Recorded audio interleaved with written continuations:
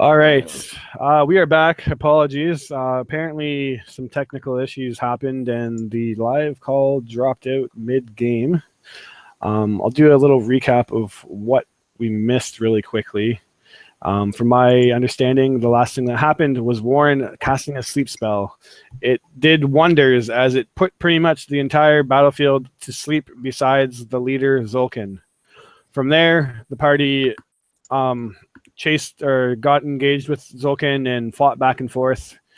His potion of, now that the fight is over, invulnerability, which gives him resistance to all damage, was able to defend him pretty good, but for whatever reason, he was not able to attack back very well. He was pretty dang drunk. Apparently, polishing off 30 odd bottles of wine is gets you not the best circumstances for fighting. Nonetheless, Winston's spirit guardian spell whirled around, and the happy spirit of LaDonna turned into a terrifying wraith and started killing her murderers with vengeance. The fight was going pretty well, and then Alara, the guard from Nightstone, noticed that something was strange in the sky, and coming in quick was a dragon, a bronze dragon, who smashed into a tower, barrel rolled in front of the combat, and then roared out that he hates Zentrum and was coming to relieve him of his wagon. Octavius recognized this dragon as his good buddy Fagolis, or as he likes to call him, Soul. And from there, Zolkin got a butt whooping like he has never experienced. Sunny finished him off, cutting his throat or ripping his face off with her claws, basically, and kicking him into the water. Fagolis basically told the group that he was flying around and smelt Zentrum and decided to drop in and relieve these bandits of their wagon, which he loves to do. And that is basically all you guys miss. They won the fight pretty soundly due to the sleep spell provided by Warren, which leveled the battlefield, and Fagolis took his 99th wagon and left. You guys are sitting now in Nightstone. It is basically fated to like getting close to around dinner time at this point. What do you guys wish to do? Well, that was a great way to end a fight, I guess. Interesting. When a dragon comes in and takes a wagon, but at least he's a nice guy, right? Ha! You didn't tell me you knew a dragon. I knew a dragon too. He's an asshole. And he didn't eat us. Oh no, Saul's a nice guy. It's too bad, Warren, that you met a mean dragon, or at least a dick dragon. I'll deal with him some other day. Anyway, I'm gonna go take a look over the side of the bridge and see if I can see that body, and maybe we should get going on our way to find these people. Yes, we should really do that. Alara, do you know how to get where they would hide? I have a good idea where they should be. There's lots of caves around here, and so okay, good, because Sindri said that he knew where it was. If I heard correctly, Sindri, is he dead or alive? You look on the ground now, and there is a pretty massive pool of blood surrounding him. It does look like he did not make too many death saving throws and is indeed pretty dang dead. Right, then I imagine her. I imagine she's probably been working with the guy for a while, so she'd probably have some sign of remorse or yeah. I'm sorry. My training should have kicked in better. I should have made it to him sooner. I apologize, Laura. Octavius, as you do go check the waters, give me an investigation check.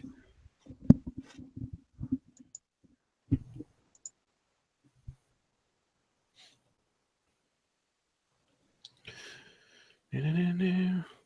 13. You look into the water, and it's pretty murky. But as you're looking over the bridge, which is about 15 feet above the water, you can't see the bottom, and you definitely don't see any body.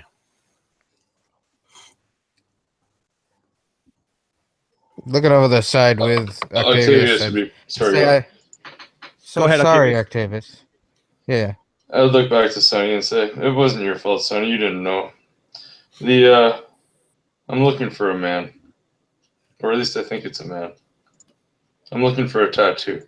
Well, what for? Sit up. Sit up. Maybe we'll travel a little bit farther before we'll get into that, my friend. Let's go. We'll find the townspeople. And Octavius looked very disappointed as he's walking away, but he'll still hold his own and stand tall, and he'll continue to try to buff the scratch out of the right side of his armor, just underneath his chest. Hey, Winston, are you coming with us? He sits up. He brushes himself off. He was actually sitting by himself for quite a long time, almost like meditating, pretty much through this whole entire look around. And She would have went over very gently, and she would have went over and very gently, said that to him. It's you should travel with us. Who knows if there's more of them? Looks at you for a moment. I didn't even find out which one it was. Well, would it really matter? They're all dead. Dead Jim. Should have been me. Killed them. All of them. He looks you in the eye.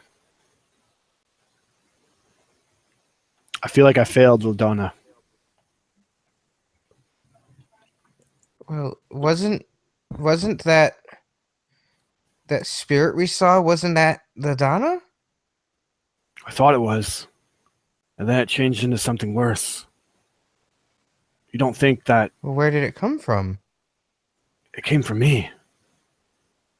You don't think that a You're spirit is restless because I didn't avenge her, do you?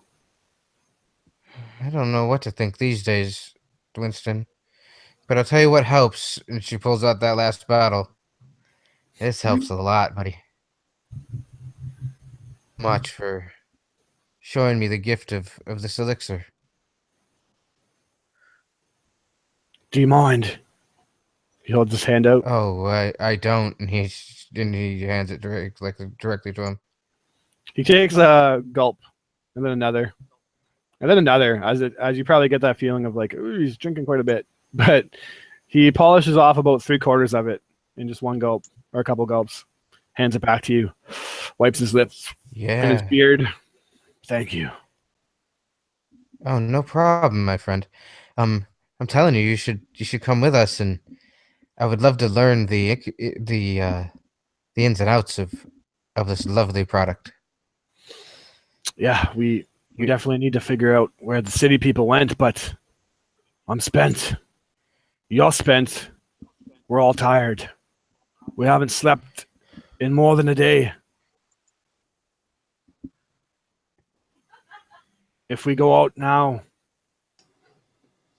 I know that the You have mountainsides are at fine. least a couple hours. We'll get there at nighttime. Do we have that much more in us to keep going? 2 days without sleep? Stop, and at that moment you're making a ton of sense to him, to her, and she goes, and then just that moment she realizes that Rilix has kind of come up and snuggled up against her leg a little bit, and she goes down and reaches down and pets her new friend right in the head a couple of times and goes, I think that one hut. And she's thinking back to wherever in the one corner there was one hut that wasn't broken. She's like, we could probably stay in that one and bar the door and leave in the morning. Absolutely, and then she takes a big, huge swig off the bottle. And as he says that it's been like a long time since you guys rested, it all kind of hits you all at once. At least, even probably Alara actually, because she hasn't got much rest. That you guys are really tired, and if you do set to go out and try to find this cave or whatever she thinks it might be, you're going to risk exhaustion. So, what does Warren think? I could go for a nap. I'm a little worn out. Ha. Get it? Worn out. Nobody laughs, so he just shrugs. Yeah. She doesn't get it all. She's What? Ugh, don't worry about it, my furry little friend. Let's go nap. Winston gives a little. That was a bad one. Yes, I know. All right, so you guys want to? You basically can pick pretty much anywhere. The church, there's no one left in the city for the most part, so it doesn't really matter to me where you guys rest for the night. The church is the closest. Go ahead. How far away is the place we're headed She to? she walks towards the church. What'd you say, Morgan? How far away is the place that we're headed? Um, To the cave? Alara would tell you that it's like the kind of hill areas where there are a lot of caves are roughly like a couple hours away, Okay. and that would put you pretty much into evening, which would be going around the 30 some hours of no sleep. Mm-hmm. We shouldn't be sleeping out there anyway. It'd be better here. Yeah. As you notice, the cat has started walking towards the church. Yeah, She has so a dual intention. Sunny heads towards the church. Does everybody follow her? Octavius towards the church, would be torn, believing that there's a possibility that the townsfolk could be in trouble or, they might be suffering in any way. Octavius would want to go out, but realizing that for the better of the group, he would follow Sonny to the church. Absolutely. So everybody, go ahead. Who was that? You, Warren? Like I said, we'll help your friends out, Octavius. Don't you worry. Yeah. Winston kind of says, if they are alive, then one more day probably isn't going to hurt. And he just kind of has like a defeat. Yeah. So when she gets inside the church, did we search this bad boy real good last time? I don't remember doing that. We looked in that one room, but we didn't really search the church. Yeah. So the church itself is basically a 2-room thing. There's the kind of what's what I'm looking for? The ceremony area, and then the bell tower. The sanctuary? Yeah, okay. sanctuary. And the sanctuary is just broken pauldrons and basically benches. And the bell tower itself is just a small room with a bedroom in it. And yeah, unless you want to do an investigation check, it doesn't seem like there's anything crazy going on. Well, you know what she's looking for. Yeah. And churches have wine. Definitely. Usually before goblins come and have their way with the church. But yeah, you don't see anything in this church. You remember that the goblins have picked this place pretty clean. Yeah. You rest for the night unless you guys want to do anything crazy. Nope. So let me I'm pretty sure I can actually just give you guys a long rest. Let me do this. Short rest, long rest. There you go. Beautiful. Everybody has a long rest and all their stuff back. You wake up at the or actually what we're gonna do is we're gonna jump over to Livy for a second. It's dark again in this cave, and the dripping never seems to stop. The smell is pretty unpleasant. You sit with Morak, and it's basically moments after the priest hero was dragged away. He's seen that you kind of wanted to intervene and just held his hand up, and he just whispered to you, "There's nothing we can do. We just gotta wait.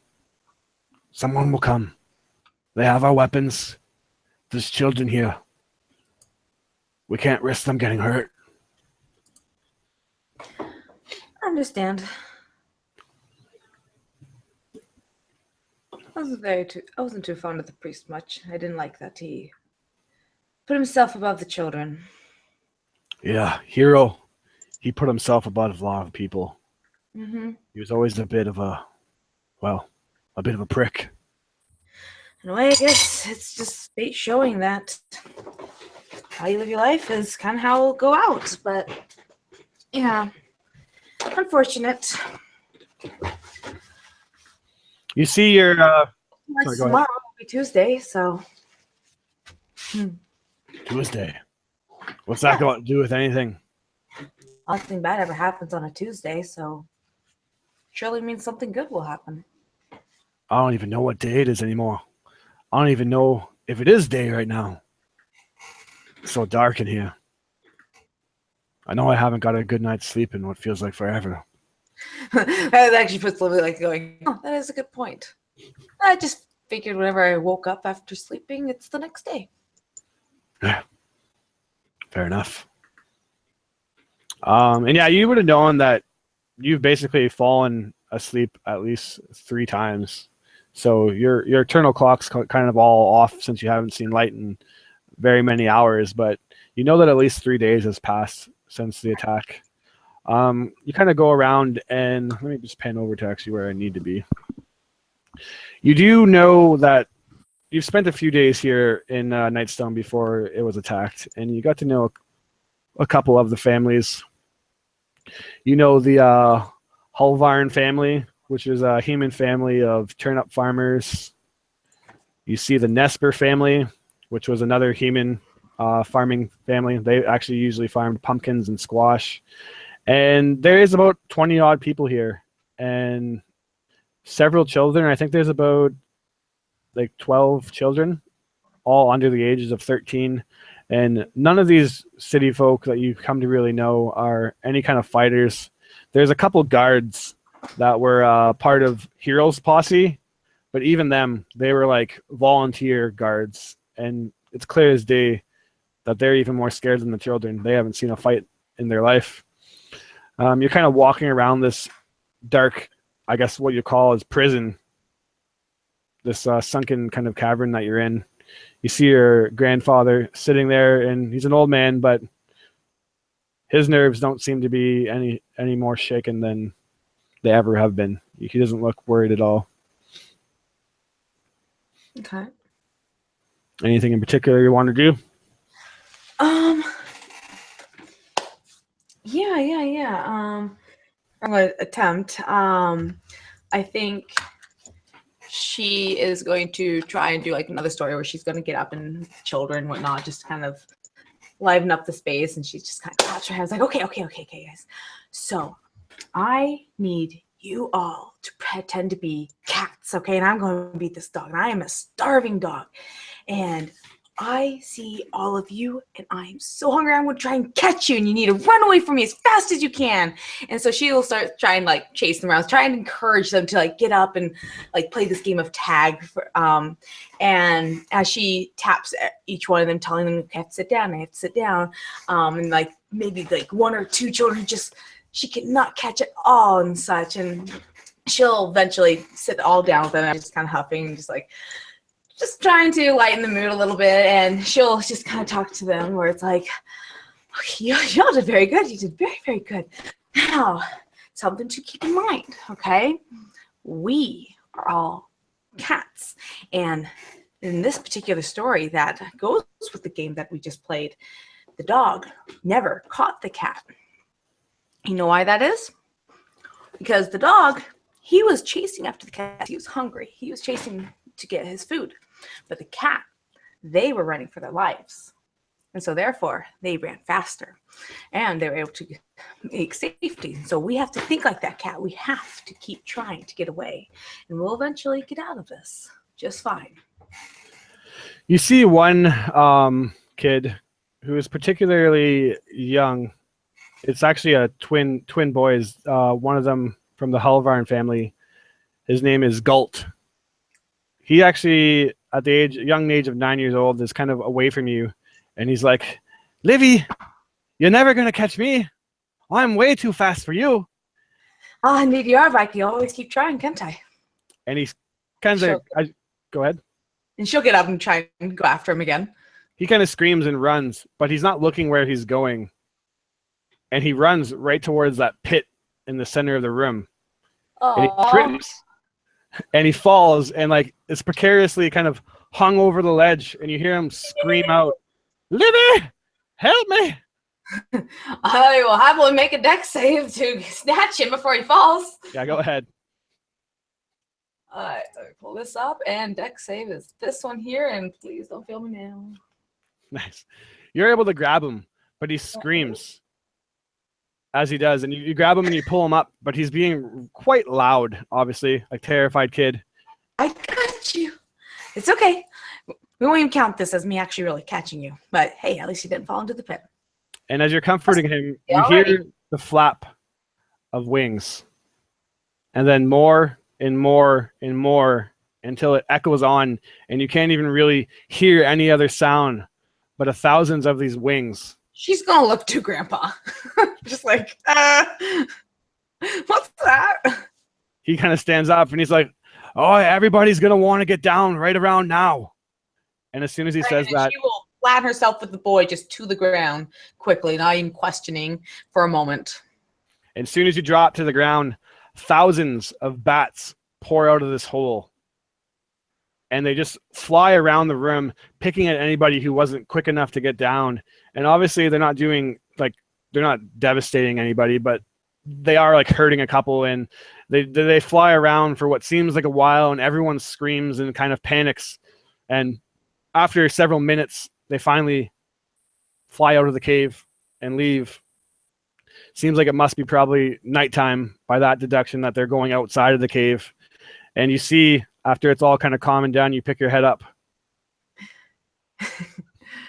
Bat poop everywhere. Great. Press the digit. Oh, wait. No, she's not that kind of. Darn it. Covered in poop and everybody. The dwarf Morak with his big pepper beard kind of comes up to you, and he's like, you just see his face covered in filth. Maybe we want to keep the games to a minimal. Yeah. No offense. I know what you're trying to do. A goblin comes to the top of the top of this kind of ledge that basically separates you guys from getting out. And you just hear in his kind of whiny little goblin voice, Yoda! You all need to shut the fuck up. Woo. Or we'll feed the ogres twice today. Must have some wily gillies down here. And with that, we'll jump over to the rest of the group, who wakes up at a pretty reasonable hour, I imagine. And what do you guys want to do?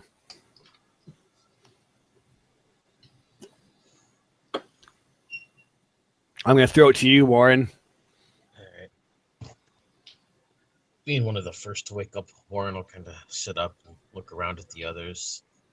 Up till now, he hadn't really had a chance to pay much attention to this new person that's joined their party. Livy, are you like a human or elf or something else? Alara's with you, but Livy's still trapped. Livy's trapped at the cave. Alara Winterspell is one of the guards. You're playing Alara. Oh. Yeah, sorry. Oh, that's okay. Just temporary. Confused. Yeah, I know, it's kind of weird. Oh, that's all right. All right. In that case, yeah, he'll kind of get up and look around at everybody standing out. He will make his way over next to where Octavius is at. Give a little bit of a snicker as he gets out his little charcoal pen and starts drawing on the side of Octavius's face. Wake up, buddy. It's time to get going. Yeah, I was startled. Octavius awake. Look to Warrendale like, what? Oh, it's just you. What are you doing with them? Well, don't mind this. I was drawing pictures. Well, I guess we should get the others going, eh? Yeah. We got quite the walk ahead of us. Winston kind of walks in, and he has like a couple plates. Some of them look like chipped and broken. It seems like he actually woke up before anybody and went over to the inn and somehow managed to scramble together some kind of breakfast. It's nothing great, a couple eggs and some mystery meat, but he kind of hands it all to you and says, we're going to want full bellies. It's going to be a bit of a journey. It's like, No, Octavius would gladly take the food and eat. He looks to Alara and basically says, he says to Alara, you said you might be able to track him down or you know where they're going? Well, Yes, I have a pretty good idea. We can at least go look and see if there's any tracks that head in the direction, and if not, we'll go check one of the other trails. But yeah, there's a maid cave that. All right. It's just kind of been. Maybe I'll find Morak. At least someone. At least I might be able to save someone. And you guys eat your breakfast unless anybody wants to do anything important. You can set out. The cats are curled up next to each other, still purring, and they're not awake yet. Someone might want to wake up the those ones. felines. I agree. Octavius, go wake up the cats. Is there a bucket of water around here somewhere?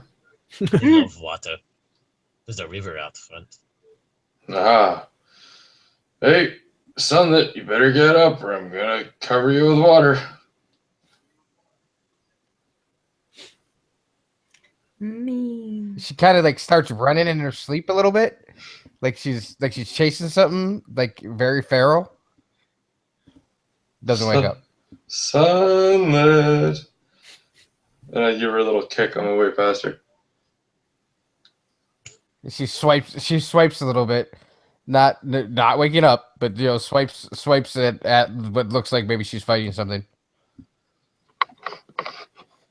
I got just the thing. He'll walk over and taking his little charcoal piece out again. Just, you can feel something on the side of your cheek there. Sunlit. Says, what's this? Gets to draw on your cheek. Yeah, and you quickly realize her fur is pretty black, Yeah. so it's probably not showing up too well. But when you write on her face, it just kind of a little bit of a smile comes out. What is that? 6-1. He was awake. What is Time to that? What is that on my face? What is that on my face? go. Fur. And she swipes it a couple times, and turns and goes, "You didn't try to write on my face like you did on Octavius the other day, did you?" About. And Octavius would just look at you like, what? Nothing, Octavius. She's And then crazy. when you turn your head, what did you put on his face today, Warrendale? Just a big L. What are you talking about? Yeah. You mean like the L on your face? What L? Warrendale. What did you do? They do not know what they talk about. It's just He's cats. a little. Come, Damn. it's time to go. I just started scrubbing my face with my hand as I walked out the door. Yeah. And I pet Relix a couple times. You know, get hit. Did we determine if it's male or female, or doesn't it matter to you? It's male. Great. It's male. Okay. Yeah. And pet him on the head a couple times. He kind of snugs up next to her, and she just scoops him up. He's still kind of groggy, sleeping. Does the big cat stretch thing, even in her arms, and kind of licks her on the face. Sounds I would good. think that they're getting more and more friendly by the moment. Yeah. Winston kind of gives you guys like an impatient look. Like, are we going to play around all day? Are we going to go? And then I'm assuming everybody walks out. Yeah. Alara So- lead the way. Yep. So, Alara, you lead the way outside to the drawbridge, and what you quickly see is that there is a lot of tracks, which are presumably probably the villagers leaving, but there's a ton coming and going. Everyone can make a survival check if you have it, or if not, go ahead and make it anyways. And Let's see where we get. Oh, I suck at that. Well, I rolled good. nice. All right, so Yeah. we're gonna do this. Bugger. So Wait, hold on. I got one more roll. Oh, I think I got it. I think I Wow. figured it out. nice. I did it. Although that's supposed to be just a 14 for Laura. Okay. Yeah, and I rolled a 15 plus 3. Is that what it is for smell? For the cat. All right. Yeah. Is that cool with you, or do you not want me to roll for it yet? Yeah, that's fine. Warrendell and Octavius, as you guys are kind of staring at these trails, you realize that there are obviously a lot coming and going. It could have been people leaving and coming into the town as for trade routes. But you do notice that kind of going off the road and up into the grass towards the north are a whole pile of humanoid-looking tracks of different shapes and sizes. You see that roughly a dozen of them are made by goblins. And then also kind of heading in that area, you see some wolf tracks. And obviously other like humanoid tracks going that way too, as it seems like between the goblins, the wolves, and a whole pack of people, they said they seem to be heading north. Octavius would be explaining all of this to Warrendell. He'd be like, yeah, see, you can tell by the space of the feet if they were running or walking. And if you turn around and walk backwards 3 feet to their one step, you can tell that there was 30 of them and they went that direction. So we should probably go over there. God damn it, Octavius. You don't know what the hell you're talking What? about. Look. And he kind of points him on. He's like, they went this way. We're not going back into the town. We're looking for the ones outside of town. We're going the wrong way. Well, maybe. Well, very good job. Very good. We'll check your You way got some first. shit on your then. cheek, though. Whatever. And I'll be scrubbing my face. Perfect. Check your way. So you guys start following the tracks, and it does take several hours, but for the most part, it's another pretty nice day out, and you don't see anything out of the ordinary. You make your way up, and you start to see this treed/hilled area, and in the distance, you can see that there is quite a bit of caves inside of these big hills. There's these long kind of tall trees that crest over top of the hills, and it's basically like the beginning of this forest, the tree line, and in this tree line is a bunch of hills that kind of are underneath it. You do, however, notice that there is one figure just kind of kicking it near a tree just in front of this hilled area.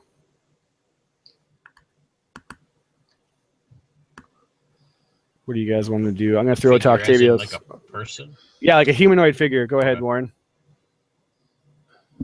Put my hand out to stop Octavius. Who do you think that is? What? Oh. Then can I do a perception to possibly get a better look at him for me? Yeah, go ahead. Yeah. That'd be a 9. Octavius, we're not looking at the ground no more. Up there. Oh, I know what he is. He's a rogue. He's a priest. He's a priest of I don't know who he is. As you guys start to approach, not really discerning what it is, you get close enough to recognize that it is a goblin. And he's just kind of like lazily laying against the tree, picking at the grass. And as you get even closer, you actually recognize this in particular goblin as one of the goblins that you faced off against early in Nightstone, Vark. And you sent him packing. Told him to leave and get the hell out. Well, he did leave, and he got the hell out. Now he's just kind of like laying against the tree. He looks pretty, like he's pretty comfortable. Remember that time I made a goblin blow up? I'm gonna sneak right up to him with a 17. All right, what's everybody else doing? I'm talking about the time I blew up a goblin. Okay. Yeah. Octavius is kind of paying attention to that, and he's also like, he's getting ready to speak to the goblin until he sees something that kind of vanish, and then he's just like, what happened? Yeah, so you're able to. Yep, and then you kind of see, yeah. Is he leaning up against a tree or something? He is, but the meadow is Is that- actually pretty empty, and his I won't even give him a perception check. You can just sneak out to him. Go ahead. Okay. And I get up next to him. Is he sleeping? No, he's just kind of right now. He has like a weed in his hand, a flower, and he's just kind of like picking at it. And he's pulling away petals, and he's like, "Vark, go home. Vark, not go home. Vark, go home. Vark, not go home." And he's just kind of picking away at this flower petal. Right. And when he gets to the last one, what is he on? Vark. So not go home was last. So the last one is Vark, go home. Okay. Go home. Okay. So, I go, "Hey, Vark, What? Oh, you're not going home today." And I push him right on the ground. I was on top of this goblin before. He's seen me very close. You kind of- Octavius, Hey, you want to make buddy. bets on who's gonna win? Haven't seen you in like a day. you 3 tell pence. you tell Vark, go home. Vark, leave. Why you hurt Vark again? I'm not hurting Vark yet. But you didn't leave because I found you right outside the village. Look, and I point behind me. They can still see the town from where we are, right? No, in Vark's defense, he's actually. You didn't- You guys are pretty far. You are like 2 hours. Okay. Wait. Okay. Well, but see, the problem is, Vark, you're going the direction of the people from the town. Not so good, buddy. Vark, no understand. Hey, Tell Vark, go home. Vark, go home. Well, where's Vark's home? How far away? Points real close. Vark don't want to go home though. Vark think Flower's stupid. Yeah. are we getting closer? Flowers Me and are- Warren getting Flowers closer? not stupid. Well, okay, Vark, this is it.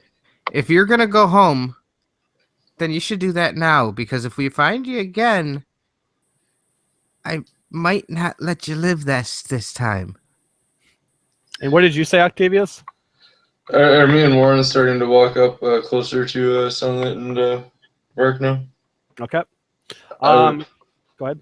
If we were, I'd be like, Sonny, lay off a little bit. Maybe you can show us where his home is. What's this about a flower? He was defacing a flower. He pulled all the petals off, and then he said it was stupid. But it told him to go home to his game. Do you think his home possibly is where these people might be? Or do you think he knows these caves? Maybe he can help us. Yes, I don't Vark, know. Vark help you. Oh yeah, Vark help. Oh, Don't kill okay, Vark. Vark. No kill Vark. Vark help. Yep. She pulls out the manacles, the set of manacles that she got, and puts them on Vark. Vark Sorry, not buddy, into- just so you don't run away again. Vark not into this kind of Yeah. stuff. Sorry, Mark. And she puts the manacles on him and then ties some of her rope up on the onto it. Lead the way, buddy. Vark help. Vark tell you not go home, so you no die. Why would we die? Cause Hark is there. Hark is Vark's brother. Hark, mean goblin. Do you He killed. was he killed. your okay? Was your dad Fark? Yes, dad's Fark. Mother, Nark. Stark. Oh yeah, Lark. No, that's my cousin. Wow. Oh, Lark is your cousin. Oh, sorry. Well, You see, and she looks him dead in the eye very nicely and says, if I take you out of these restraints, are you going to help us? Vark is helping by saying, "Don't go to cave." Hark, very strong But goblin. We He already captured many humans just like you. Capture what? Humans, Vark. people. yeah, the people from the city. We are here to get them. Oh no, Vark think that Hark gets you. I'd like to see them try. And she kind of pulls the rope closer and closer and closer, and then picks him up by the rope with his hands behind his back. So it's super uncomfortable. Okay. Are you so certain, Vark? Again, He nods we yes. can be friends like we were before. Yes, before when you hurt Vark. You're not a very good friend. But if you guys want to die, Vark will take you if you want to die. Just know that. She just looks behind herself. What are we going to do with this guy? What are we going to do with him? Well, I think we should start by putting him down. We might be able to use him as leverage. And she lets go of the rope and he hits the ground. And Octavius would walk over to Vark and he would pick him up. And Octavius would be like, Vark, there's no reason for us to be mean to you. You've done everything we've asked so far, but we need to find these humans. And he would look to Laura and to Warrendell, and he would basically like, Bring him. We might be able to use him as leverage. He kind of drops to his knees and says, "No, don't use Vark as leverage, please. Vark be very mad. Vark don't like that leverage."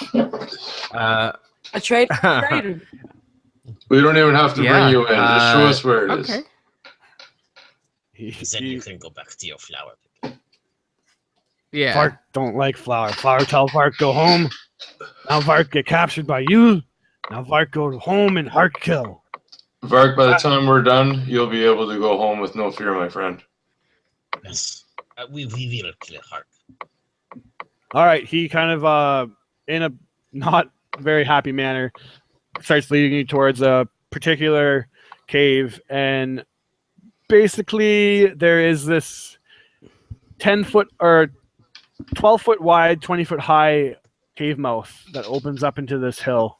And as you approach it, you hear echoing from it drips over and over again.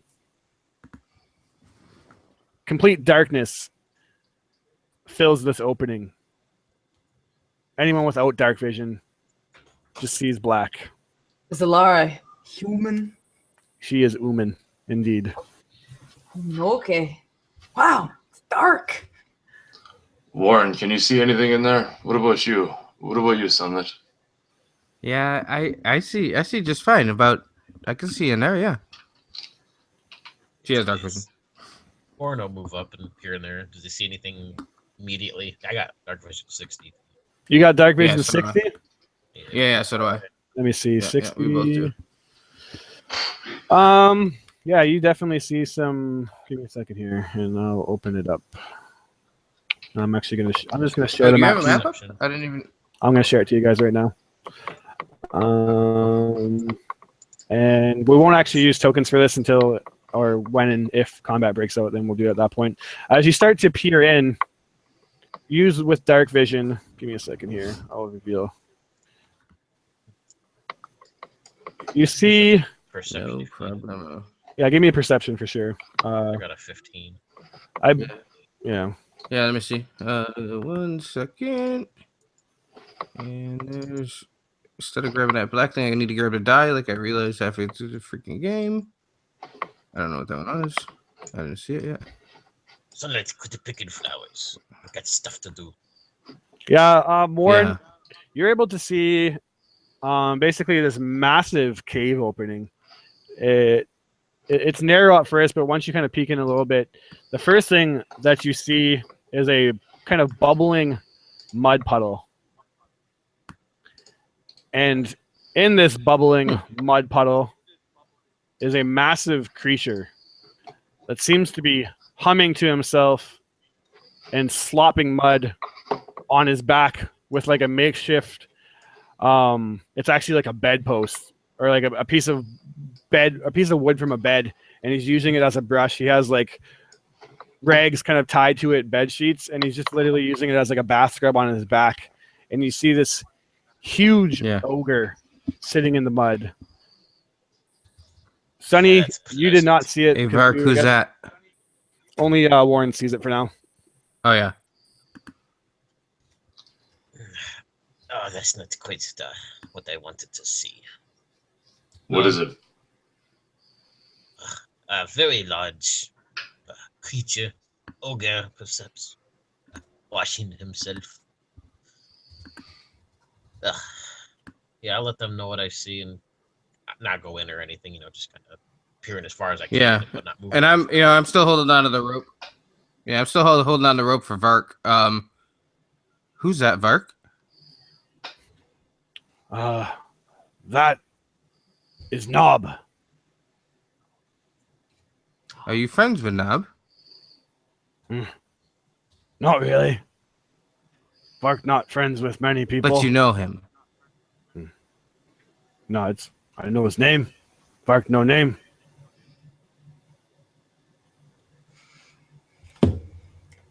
Told you. Vark tell you don't want to go in here. I think your deed to us is done, Summit. What do you think about letting our friend Vark go? He nods. Vark, go. She unties the rope from the manacles, still holding on to the manacles, and says, "There's one direction, Vark. Vark. If you go into the cave, I'm going to throw a dart at your head." Fair enough. I still think you'd make good leverage. Mr. Vark. And I take off the manacles. Oh, And like yeah. I said, are you guys there? I'm back. I don't know what's going on with Hangouts tonight. Oh, Did sorry. it quit on you? The yeah. live feed? Yeah. No, Yeah, that, did it off last year? live feed's still up, luckily, this time. Okay. Was gonna say so what did you hear? What's the last thing you heard me say? Did you hear me talking to Varg? No, I only heard Octavio say you should let him go, and then he said that he wanted to go. Okay, yeah. So I took off the rope, and I said to Vark, I said, "There's only one direction to go, and it's not inside that cave, Vark. If you run to the cave, I'm gonna throw a dart at the back of your head." Vark, no, go in cave. Hark be very mad that I brought you here. Vark, go far away. Okay. And I take off the manacles, and I expect him to be running behind us. Yeah, he gets the hell out of there. Warren, you would also see on the ledge to your left a goblin, kind of like a watch, and he's sitting there with a bow, but he didn't notice you as you peeked in. He seems to kind of be like more, basically on the verge of a nap.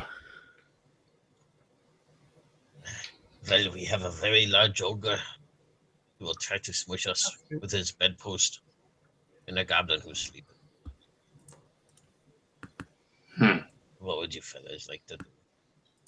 I don't think I could put a fella that large to sleep so easily. Do you think we'd have better luck if we got him to fight out here? Maybe in the sunlight. Well, the mud doesn't look Or we could just try to sneak past him. Some of us are not quite as sneaky. Yeah, me and my heavy armor, my friend, might give us away. Oh yeah, I noticed. You're pretty loud. I'm shiny though, so it's okay. I have a few spells that might hurt him, but we'd be in for a fight regardless.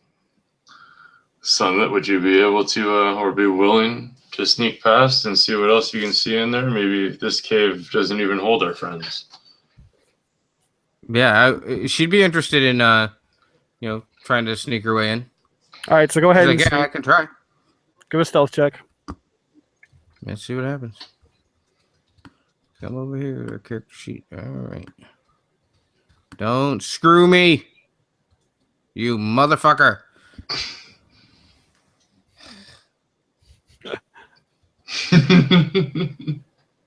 Well, you're able to definitely get inside the cave, but it's not long as you're kind of just watching this giant ogre hum to himself, bathing himself in the muck, just and you just kind of walk in, and you're basically put yourself against the ridge, this ledge right here that's to the right. It lifts up about 10 feet. And as you're kind of just shimmying across it, putting your body weight against it, you trip over a rock and kind of knock over a couple more rocks. And the ogre turns around and looks at you. And then he yells out, "Intruder!" Of course. So, We'll say that you didn't get too far, at least yeah. in your luck. So Hey, guess what I rolled on a D20 at my house? I rolled a 15. nice. So that would have been a 20. And I would have been all through this fucking game. As he yells intruder, you start hearing a word spoken in Goblin. Briac! Briac! And then the Goblin that was standing on guard that Warren says yells that.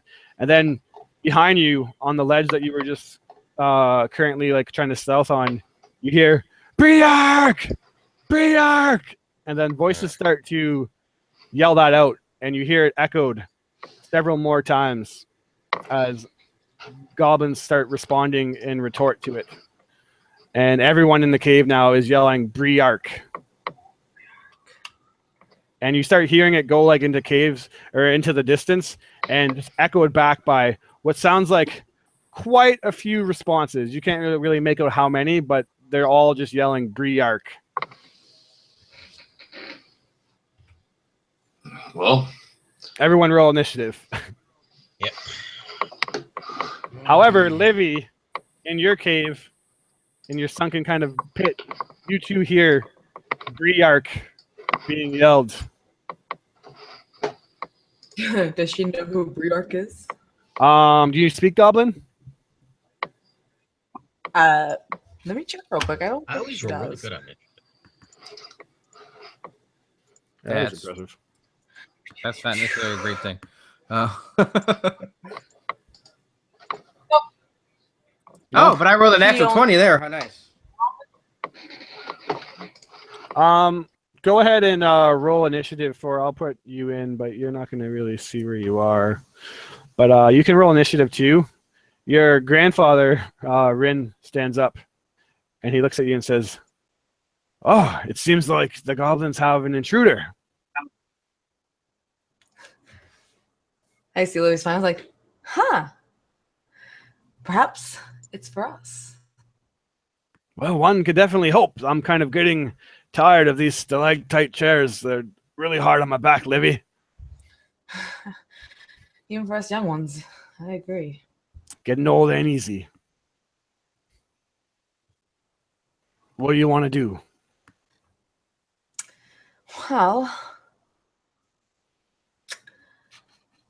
that is a good question. If only I just had something long and sharp like my sword. Goodness, that would be so useful right now. We'd probably be out of here if I had my sword, honestly, Grandpa. Oh, I don't doubt it, dear. You're quite good with that thing. Mm-hmm. Thank you. But go ahead and roll initiative. And Sonny, you're apparently the first act as you got caught red-handed sneaking into this cave. Yeah, and then I rolled a natural 20 on my initiative. How nice. Hey. That was a waste. Yeah, so she is going to. All right, so I'm here.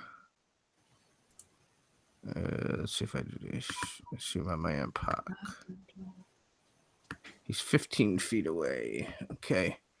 So he's up on a ledge, though? The one right beside you? Yeah. Right? Yeah, he's at 10 foot up on the ledge. Okay. All right. Well, I have a 20-foot climbing speed, so does that mean I can just get right up there to him? Yep, absolutely. All right. Yeah. We're going to go right at Mr. Pox's face. All right, you climb up and quickly he's ducking behind some stalactites. Yeah. And go ahead and make an attack. There's the first one. And there's a second one. Of course, they're both Double good hit. rolls. Yeah, double hit. So let's go this one first. And that one second. He is Swiss cheese. Yep. You easily take him out in 2 blows, dropping him to the ground. Pox is no more. And she reaches into her bag and pulls out that bottle of cooking wine. Okay. Because that's all she's got. And goes ahead and takes a big old fat swig. Absolutely. And then So you know this- what that does, right? Yeah. Do you want me to do that? Do I do that right now? Or do No, I do that next turn after I attack? we'll do it when you use a key point for now. Okay. Make Cool, sense? cool. Yeah, absolutely. Warren, you're going to be up next, but I need to take a 20-second bathroom break. So if anyone wants to get a drink or something real quick, go ahead and do that.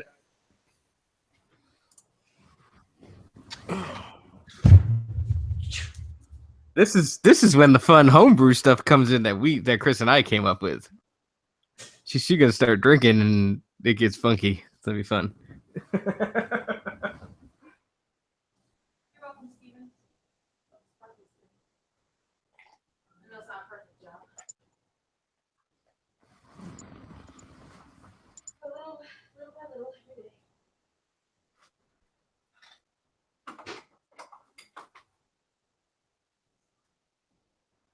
every day.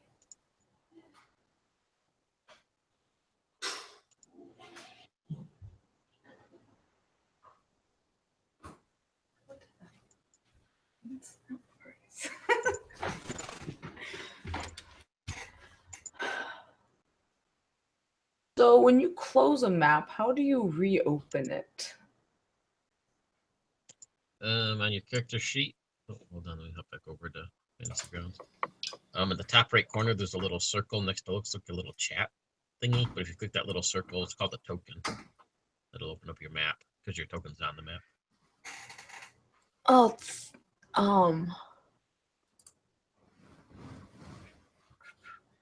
it's more that the map portion is closed. Like I know it popped up, but I was trying to move it and must have closed it.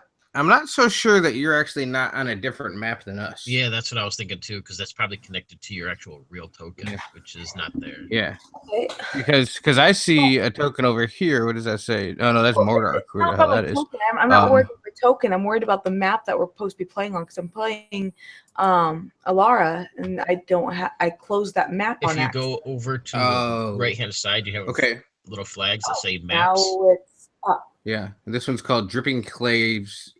Dripping Yeah. Caves. Okay. Player. Okay. Go that way too. Cool. Thank you. Yeah, this is really neat. It just does have a learning curve to it, and we're still learning too. Don't worry about Oh yeah. it. Don't worry. We're still learning too. So, All right, I'm back. Sorry, guys. but like, yeah. It's all good. I've got the map back up now. Ta-da! Perfect. Yeah. So we're not going to probably be So able, freaking excited for my next turn. but no, so we'll get as far as we can. We'll probably just call it in 15 minutes. Is everyone good with that? Sure. And I'm maybe good for whatever. we'll meet Livy. Yeah. All right. So Warren, you're up next, and basically Sunny says she's going to sneak in there, and not 5 seconds later, you hear the screams of goblins over and over again, just yelling Briark, some kind of word for alert, you suspect. I thought she was better sneaker than that. How high is the ceiling in this chamber? In this chamber in particular, it is 30 feet high. Is it covered by like stalactites and stuff, or? Yes, absolutely. And as you look up, you would see with your dark vision that there's just drips, like pretty much nonstop, coming down from different areas, as this cave is very damp, and you just see drips coming from everywhere. You guys will see Warren kind of look around. See, he looks up at the ceiling, smiles a little. All right. First thing I'm going to do is my firebolt at this guy. I do have line of sight to the ogre, right? Yep. Or do I need to move up? Okay. We'll say I you will do. do that first. Let's see, firebolt. Hopefully, I get better than a 3. Not really. You got a 7. I'm assuming that doesn't hit. Let me see his AC. Since give me a second here, I'll pull it up. I have a feeling it doesn't hit, but it does hit. It does? Okay. Yeah. Well, I'll do damage next, and then. Man. Low numbers. All right. So he has a small eruption of flame that shoots out. I'm basically trying to get this thing's attention. So with that, once he hits this thing, I'm just going to move back out of the way as far as I can, basically. All right, so you take your full movement back. You hit him right in the back with this firebolt, and he lets out a, and he kind of,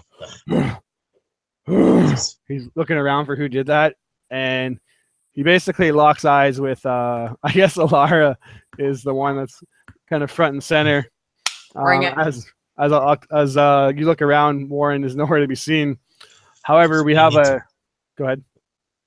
We need to bring the beast out here because there's too many of them in there. We got and just a quick question: it was a light lit. This cave is complete darkness. So as far as you see, you're just looking into a black wall. Awesome. Firebolt. Well, I guess the firebolt would kind of illuminate it for a second, and you just get a flash of fire hitting into the back of something with yellowish, muddy skin, and it is very big, large indeed, and it hits, and then you just hear a, and then you see Warren be like, "We got to get back." Yep. All right. Before he ever, however, is able to do that, though, one of the goblins steps up, and from across he sees you take out one of the goblin buddies, and he's going to shoot an arrow at you, Sonny. And he hits, doing 8 damage to you and wounding you pretty badly. As an arrow, you hear a thunk, and then the arrow sinks into your back. Next up is the big ass ogre, and he gets out of the mud, and this mud is just like slopping down from him and just dripping into this boiling mud pool that he's in. And you just, he wipes the burn spot, picks his bed club up that he has that he was using himself, and slams it into the ground, and he starts charging forward. Just big stomps. You hear it kind of echoing out, and then protruding from the darkness, Alara, is a giant ogre, and he's right in front of you and going to take a whack with his mighty great club. Yep, and misses you. She instinctively sees this creature and without hesitation dodges out of the way. Beautiful. However, Sonny, you hear in the center of this cave is this kind of forest of stalactites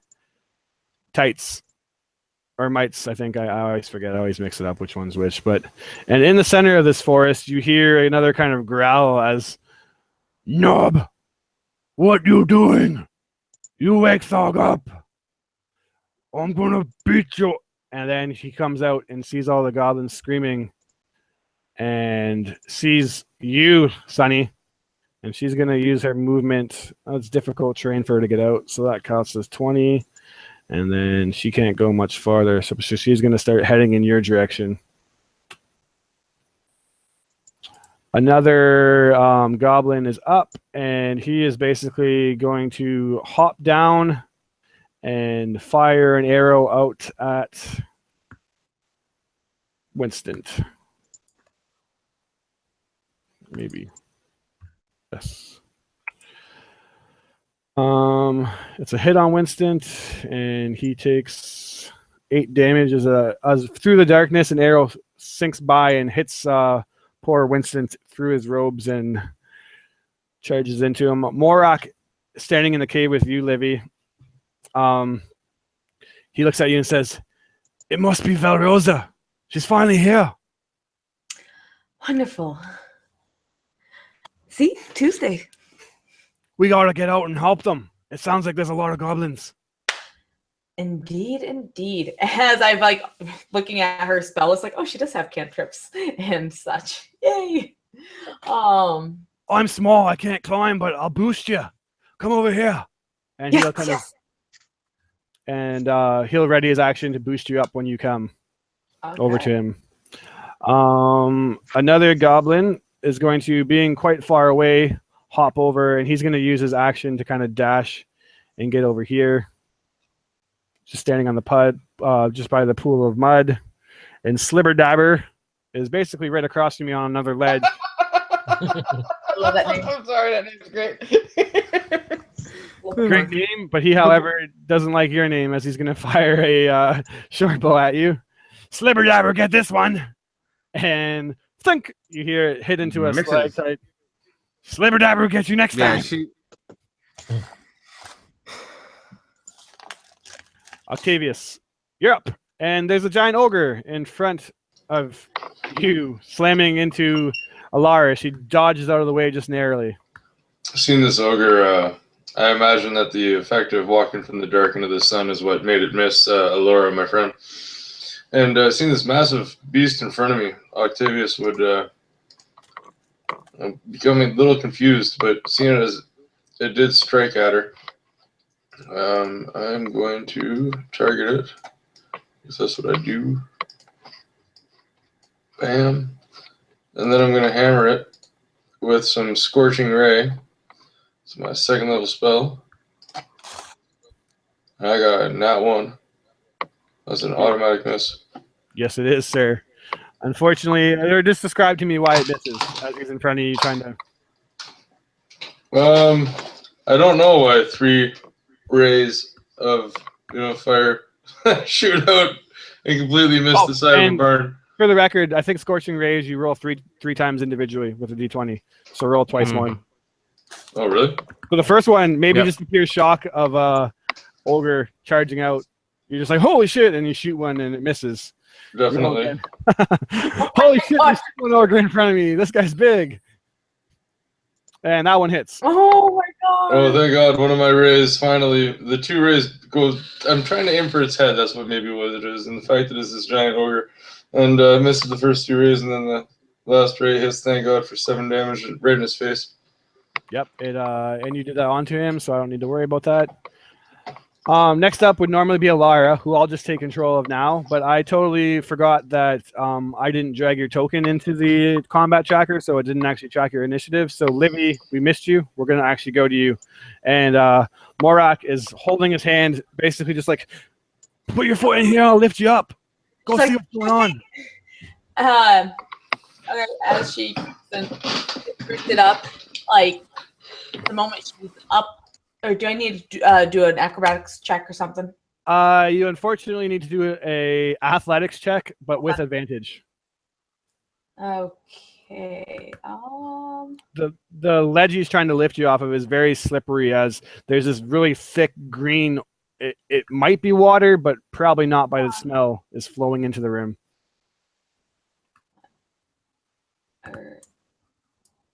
Oh, this sucks. I think we'll see if the advantage helps. Well, you rolled a 15 and a 14, so you're able to shimmy yourself up, and I'll now reveal where you actually are. And I think you might see anyways, because your token doesn't look like it's hidden. But you come kind of climbing out, and what you see right next to you is this disgusting shallow pool that has just this dark green water that's kind of trickling down. It smells absolutely terrible, and it's trickling down into where your friends are all kind of stuck. As you climb out, it took half of your movement to... sorry, I keep cutting you off. It takes half of your movement to climb up, but as you look out, you see all this. Go ahead. Is there any light sources? No, complete darkness. Are you human? Awesome. Dancing lights. As she's climbing up and whatnot, so she can see where she's going, and definitely not being stealthy at all. And as she's kind of walking around seeing this pool, she is tying up her hair. All right. The hair is tied up, and these... How many lights is it? 4? Sure. 4 lights like fireworks kind of like shoot into this cave and illuminate most of the area. We'll say that pretty much everybody has a vision of it now, because I'm sure she can position it in a way that lights up it. And what you see is 1, 2, 3, 4 goblins and 2 ogres that are not looking in your direction. They seem to be focusing on what you could have sworn is a bipedal cat. Excellent. Huh, cool. But excellent. They're not looking at her. Which you probably have never seen before in your life. Almost certainly. Oh, she's seen weirder things. Yeah. Or at least believes in weirder things. So she's not perturbed. She's just kind of like, cool. But like kind of seeing the goblins are focused elsewhere. She'll do a quick survey. Does she see anything like a stick or a shard of a stone or something that she might be able to wield? If not, she has other things. You, however, give me a perception actually, really quick. Perception.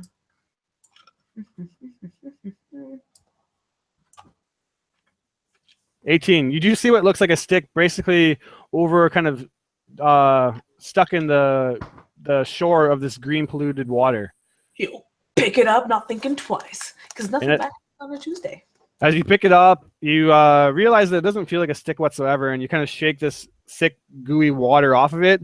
And what you're holding in your hand is actually like a leg bone of a human.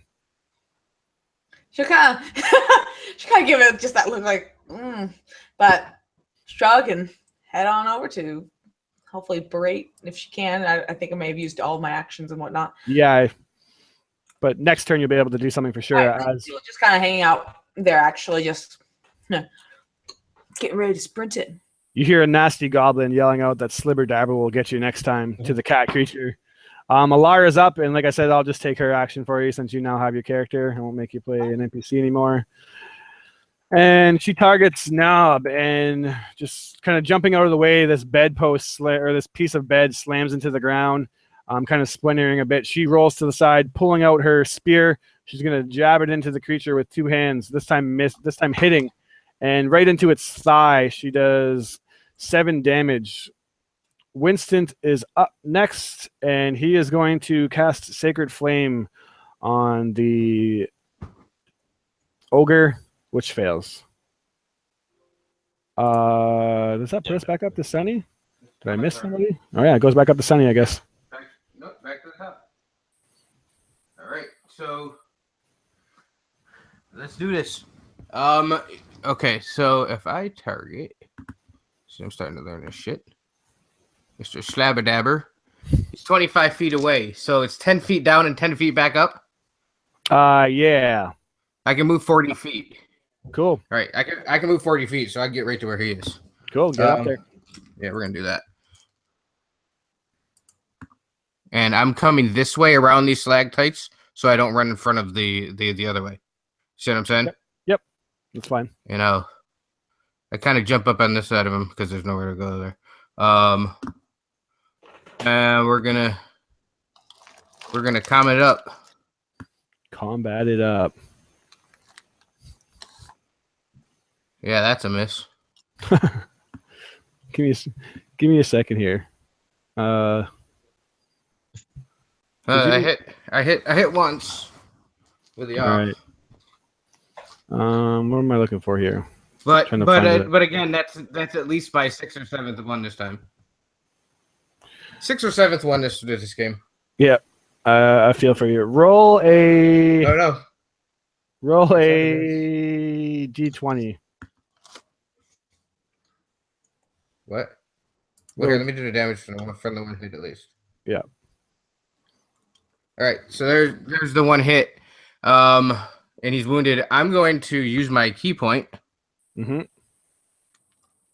So we're going to use one of those to take 2 more. Okay. And those are both main hands. It's 14. That is a miss, apparently, on a goblin. Yep, 16, Weird. I think, is your target because they have a... or no, it's a hit. Sorry, do your damage on that because he doesn't have his shield out. 14 would be his AC. 14 is AC? Yeah, without his shield, definitely. Okay. So he's basically dying. Yeah, so he's dying. I'm going to... What is he carrying as a weapon? Short bow right now.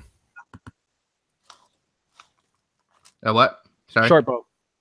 Just a short bow? He doesn't have a blade on him? He has a blade kind of hilted by his side. Or sheathed. Yeah, I pull that out and throw that towards the person that came out of the cave.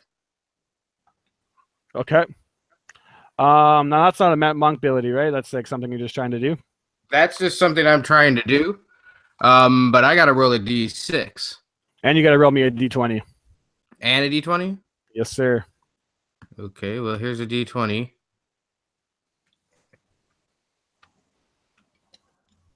That's a 6.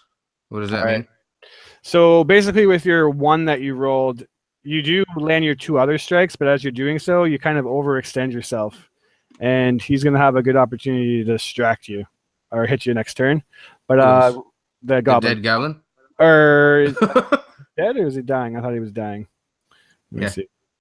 Oh, yeah, you killed him. Good job. Yeah. Rip. Yeah. All right, so I'm doing my thing. That's an Uno. Nothing happens. All right.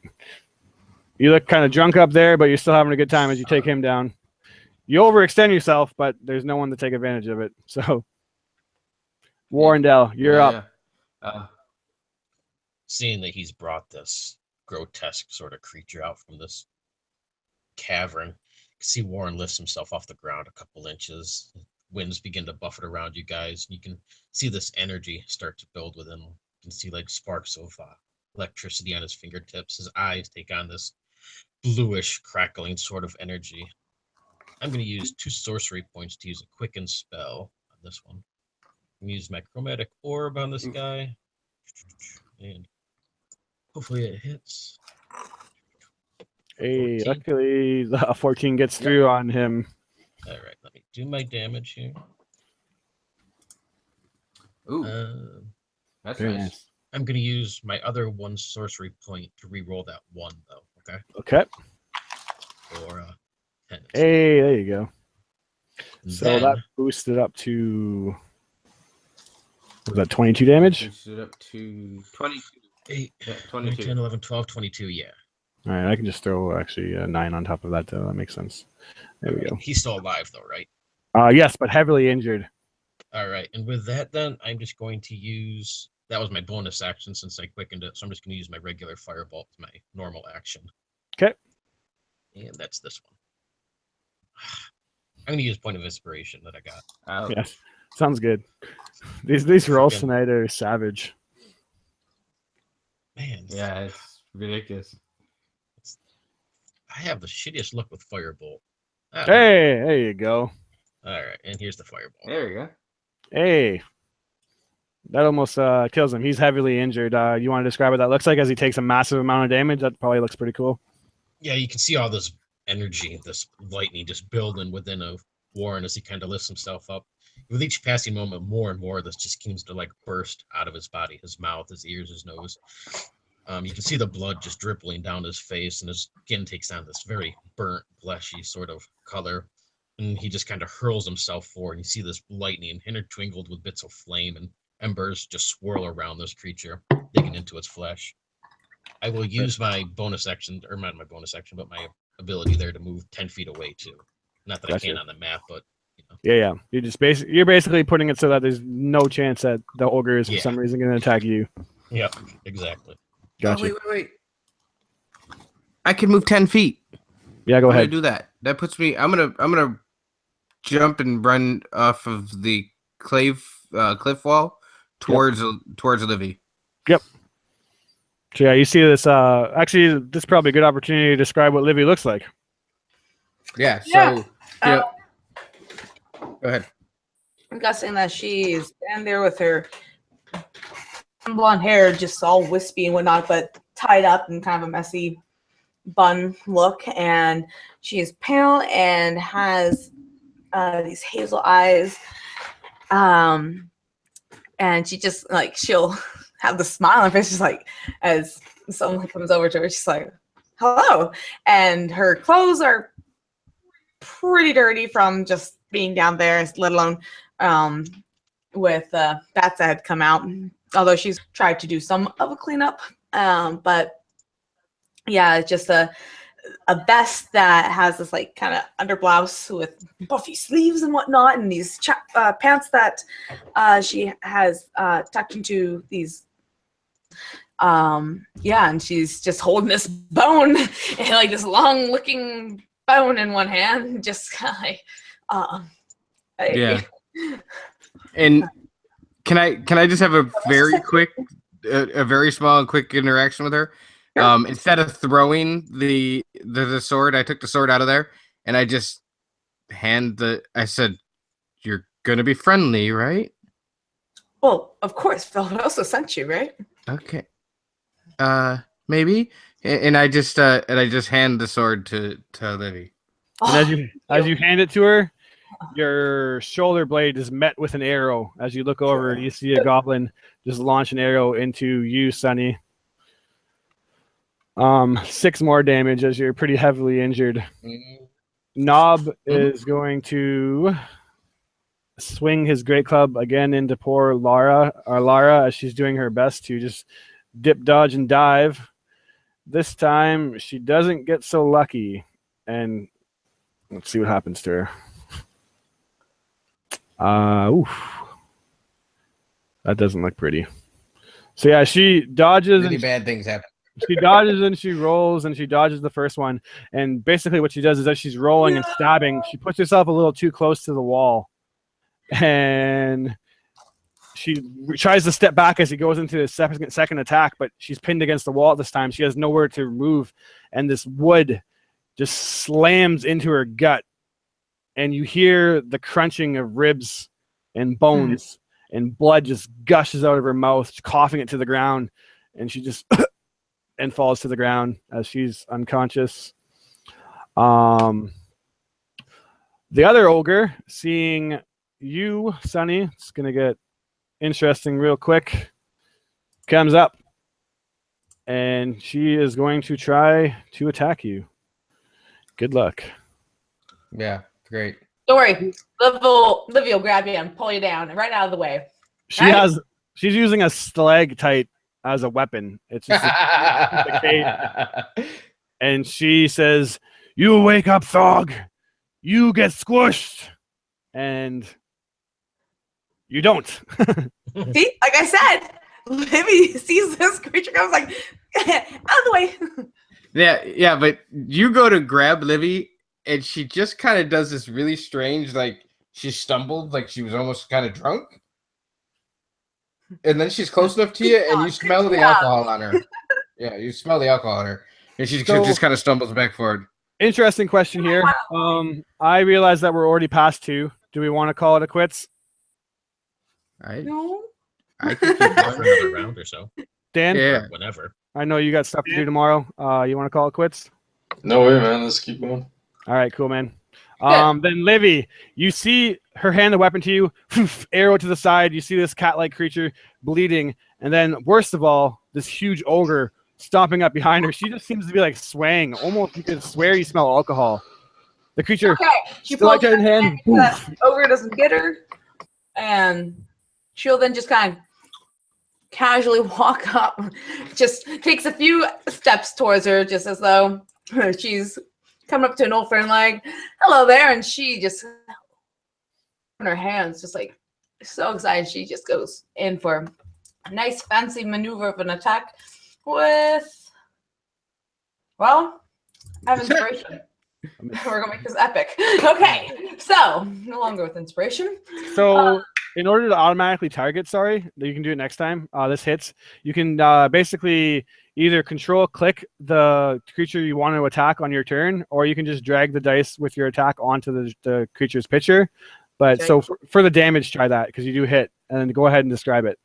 All right, okay. Damage. So I pull this thing, I put it on that one. Ooh, that's not a lot. Bam. But still something. Yeah, so she just kind of bends her knees a little bit, and seeing the creature having just tried to hit Sunlit, I imagine is like starting to pick up the stalactite again, or stalagmite, whatever.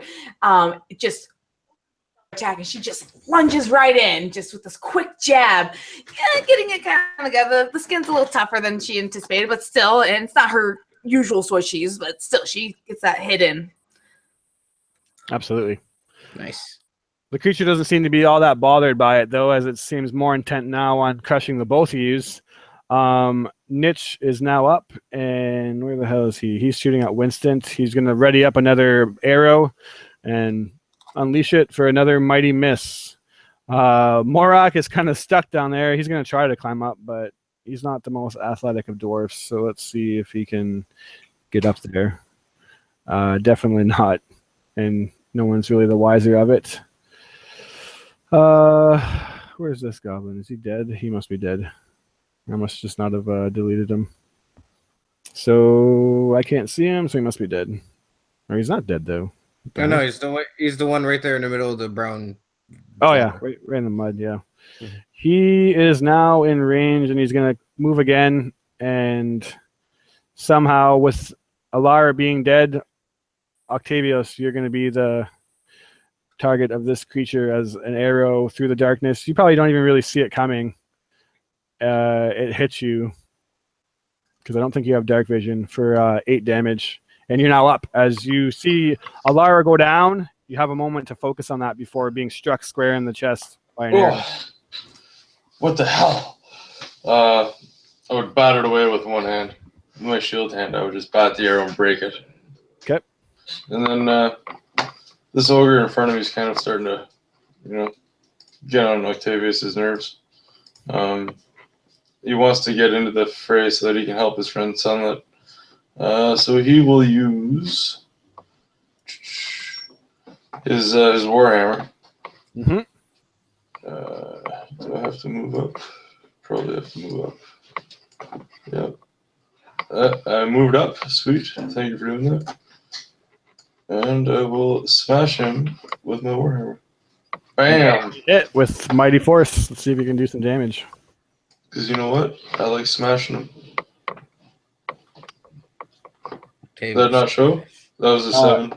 Didn't show. I can do 7 damage though. Is that 7 plus modifier or? Yeah, it would have been. Okay.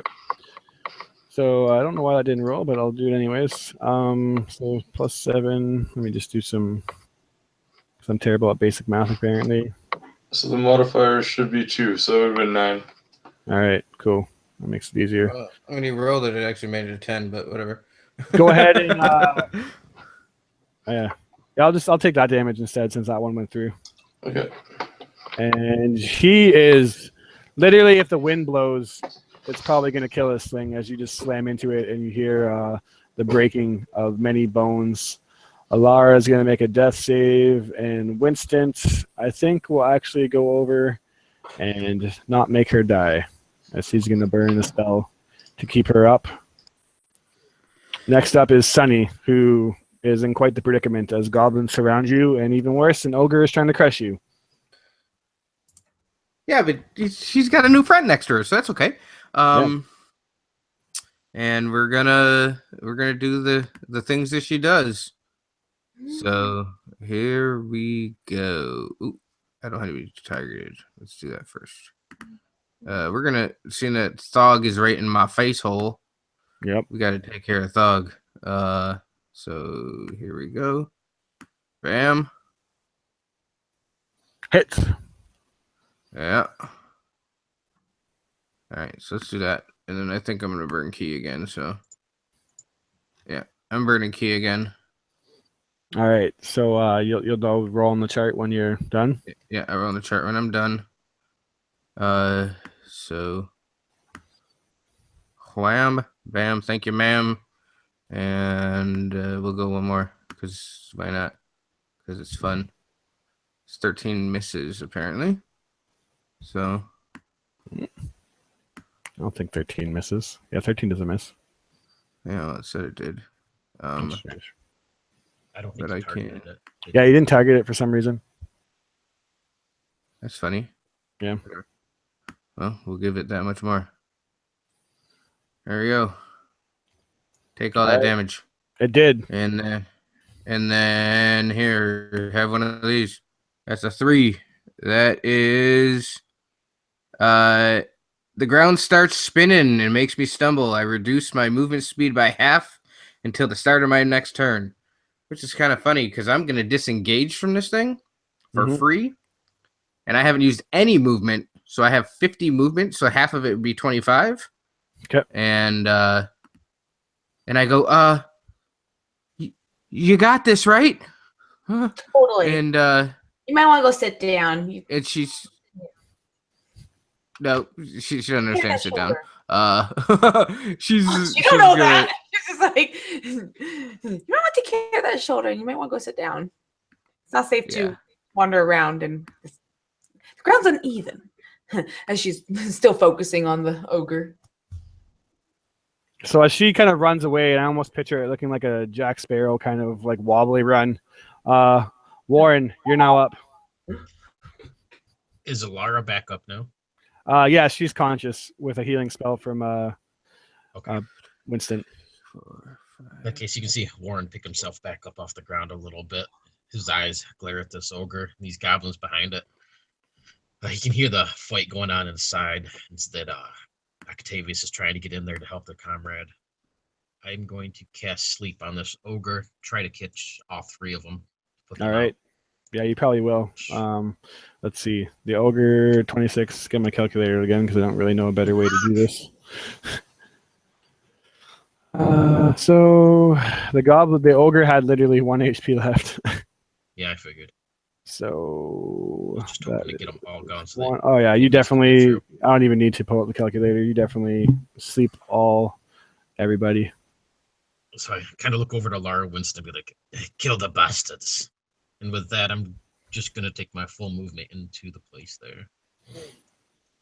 All right. Can I move past the ogre since it's asleep? Do you care? Yeah, we'll say that you're basically able to move past it, but since you move so far away to not get hit, that's basically as far as you'll get. Okay, yeah. Works for me. Yep.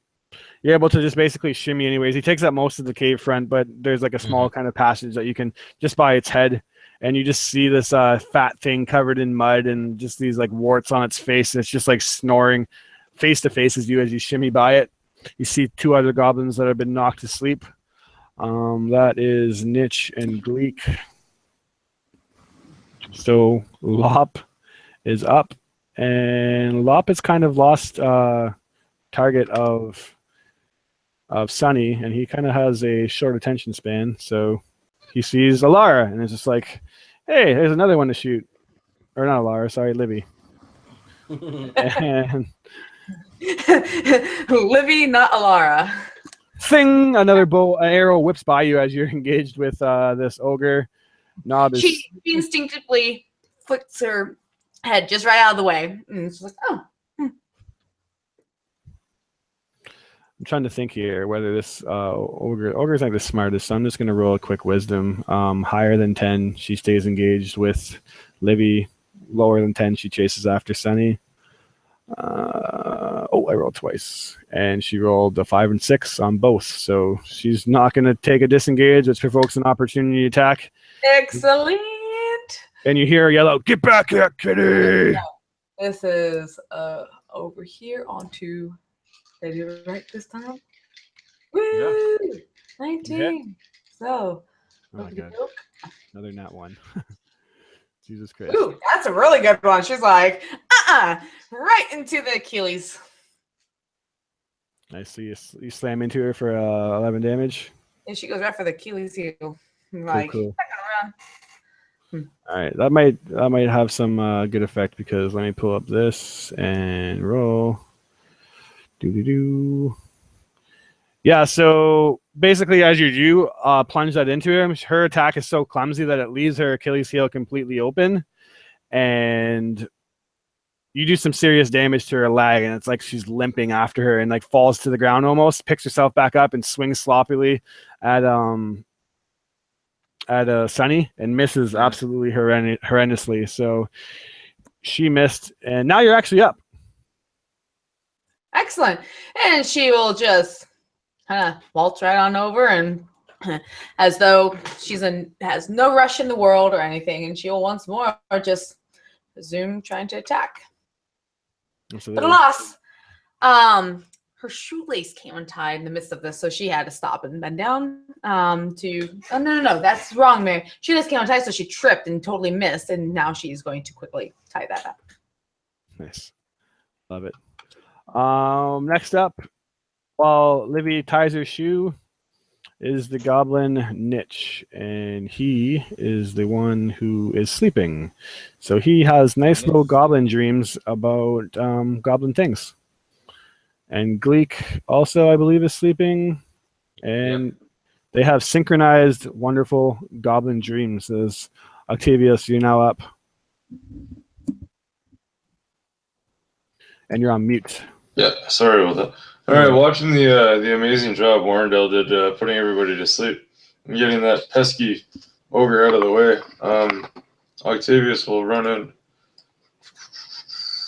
10, 15, 20, and he will disengage his attack with that dude, clear targets.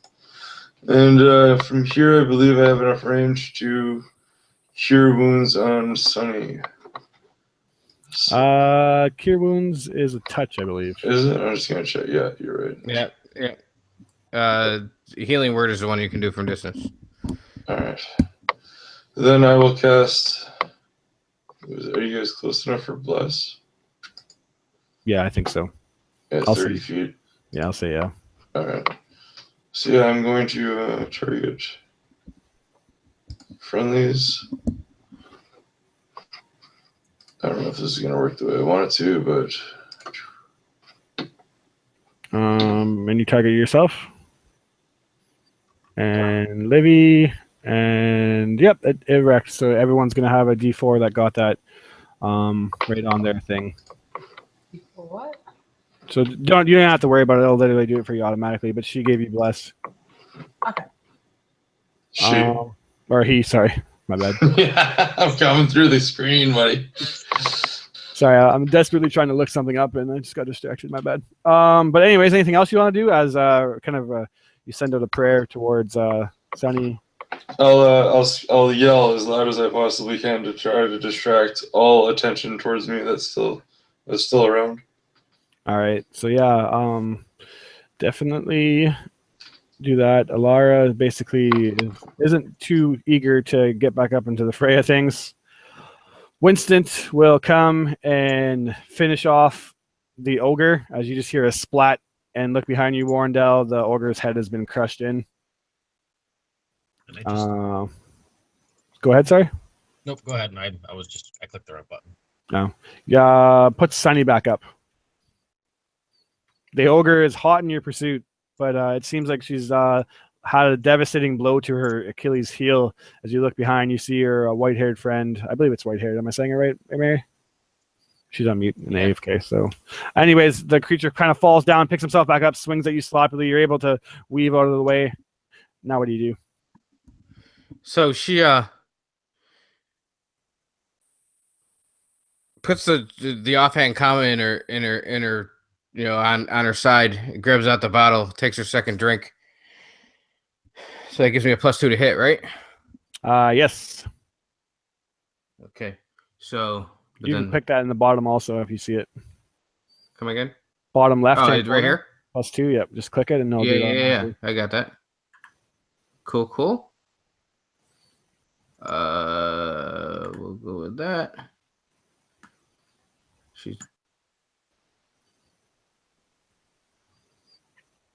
All right. It definitely hits. And she takes a second swing with a second. Oh, that one fucking hit a lot. And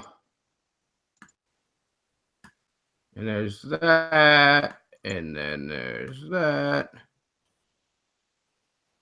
Damage total. I don't know if I did any of that too, because I don't think I was on Knob, unfortunately. No, you didn't. On him. Puts her up to heavily injured. Still alive though. Yeah. But I got to do a D8 thing this time. So, yeah. But I didn't use my flurry of blows, so I can't disengage. Yep. But we're gonna do D8 things. What's that? That's a 7.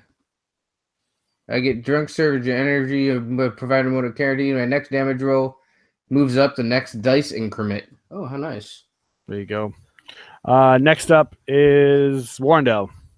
You catch image of Sunny, and Octavius kind of starts chugging by you, running up and casting a spell on them, and you see this ogre just trying to furiously swipe at Sunny, and she just somehow, you can clearly tell by her posture, is drunk again, but somehow she's able to battle with this ogre and not get killed. She's very heavy on her left leg, kind of doing that thing. She's a lush. That ogre's heavily injured. All right. I'm just gonna fire both of them. The one that's beside me is that Winston killed, right? The ogre behind you is sleeping, and the goblin in front of you both are sleeping. And the ogre's dead. Sorry, but the ogre's he's dead. Yeah, the ogre's dead. dead. The goblins are sleeping. Yeah, the goblins are asleep. I'm not gonna mess with them right now. Let the others do it. So this is on the ogre. I think I targeted it, so let's see if it works. Yeah, you hit. All right. It did damage too, I think, at one shot. Oh no, that's the blast. Okay. Okay. Yeah.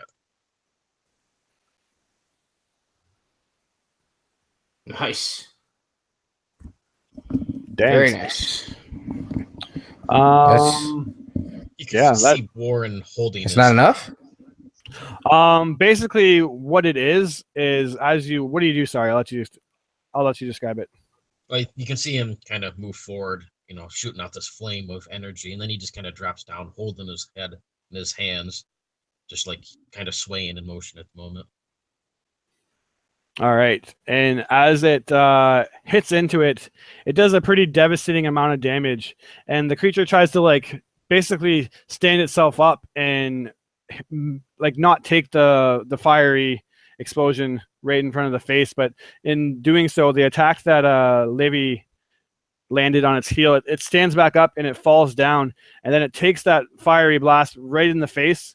And as it takes it in the face, it's kind of woozy, and it tries to stand up again, and you see the cut right across the Achilles heel that you did, and it's just kind of like open skin, and it's gushing around. You just hear it like slopping and just pouring out blood. And as she stands up, she falls over and falls back, and her head falls on top of a stalagmite, and just thunk, it goes right through her skull, and she falls back to her own death, as she was basically almost dead anyways. And I'm going to count the Achilles heel thing, the fumble that it rolled, as it just taking some more damage and dying. Nice.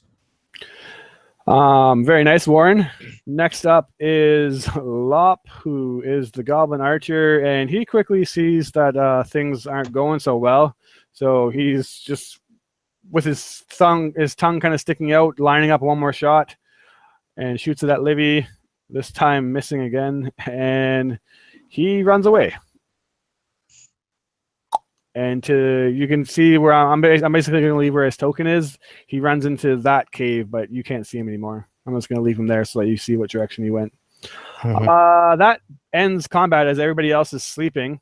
I think, is everyone good with ending now, or because the cave is a bit more? We'll do like a couple seconds for role play and figure everything out, and then end. Or does that sound good? Yep. Yeah. All right. So yeah, the combat kind of comes to an end. Warrendale, you're able to finish off the ogre Thog. Behind you is a crushed skull of another ogre. What do you and Octavius do? Warren's just on the ground cradling his head at the moment. See, I'm not injured or anything, but he's in obvious pain. Mm-hmm. So you see Warren in a lot of pain, Octavius. I think that would just draw Octavius to him. What can I do? Is there anything I can do? Just don't touch me. I'll be fine.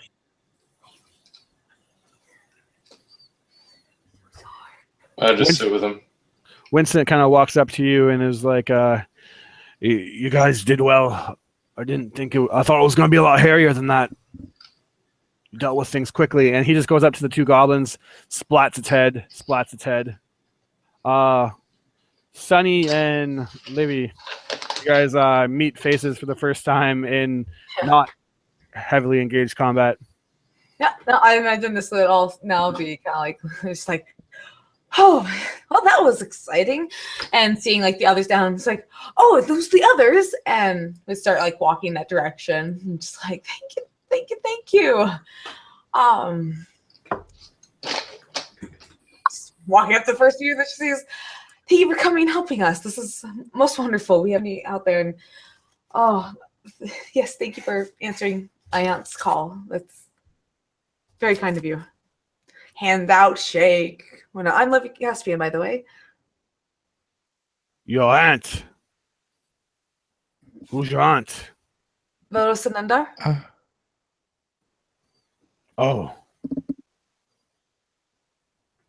Winston doesn't say anything. She's just like, yeah. But anyways, I can lead you back to where the others are. They will need help getting out. It's kind of a tall, slick. Yes, we'll follow you. And Yeah, but the major question is, and she kind of does a little bit of a hiccup. Is there any more bad guys? Well, the one ran off, and maybe. But right now there's none, so why not get everyone out while we can? If we've been in this cave 3 days ish, I've slept 3 times, so yeah. What day is it? just Winston It's Tuesday. calls up- Yeah. I think it's Tuesday. Thursday. Right? Huh? You've been here longer. Well, it could have fooled me. I thought it was Tuesday. Anyways, here this way leads everyone back. Come follow me. Pip, pip. All right. Who She follows it? seems strange. She's way too happy for being trapped for however long. But I will follow you, and I will help you lift your people out of the hole. Yeah, that's thanks for the help with that you. ogre. Absolutely. Thank you for coming help getting us, saving us. Like, wow. Some were starting to get a little concerned that we weren't going to be coming out. I mean, when you watch 1 or 2 every day disappear randomly, it's a little bit unnerving. 1 or 2 disappear a day.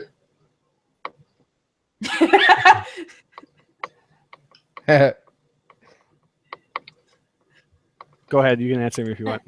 Hey, Grandpa Ren! Mark? I can't remember his name. I feel so bad. Yeah. Morok. Morak. Help! You can basically.